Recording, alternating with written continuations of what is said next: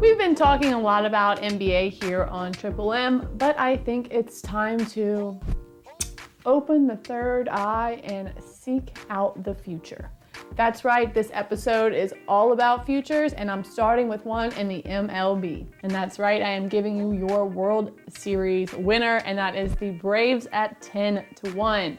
I know everyone wants to talk about the postseason moves that the Padres and the Dodgers made. I mean, the Padres' rotation is now just as filthy as their lineup, and the Dodgers from the clouds signing Trevor Bauer. But let's back up a second. So obviously, the Padres went on an absolutely insane run, but they ended their season by cooling off, especially Tatis.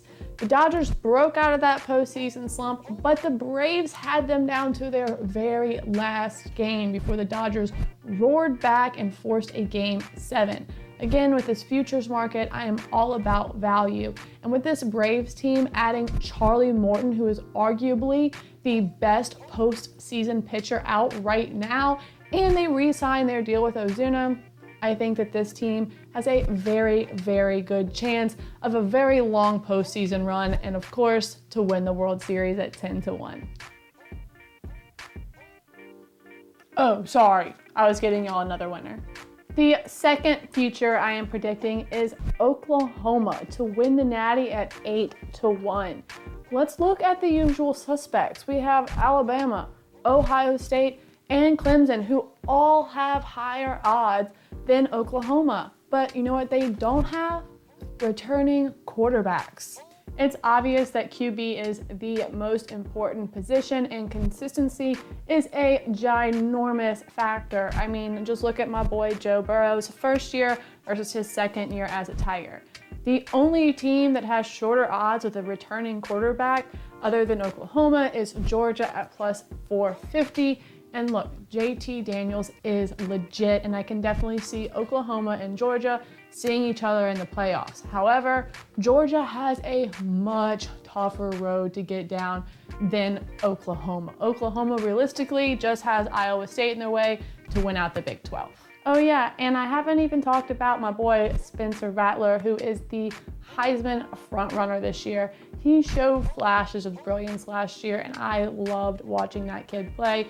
He is uber talented, and I believe in him and Lincoln Riley to get this Oklahoma team to a national championship. I am sure I'm going to piss off a lot of my SEC people with this pick. However, it screams value, and I love Spencer Rattler. This last future is going to be short and sweet, but I want to preface it. So in 2018, watching the games leading up to the dance, I get gut feelings, right? And so I picked the final for that game, Villanova, Michigan, with Villanova winning. That happened.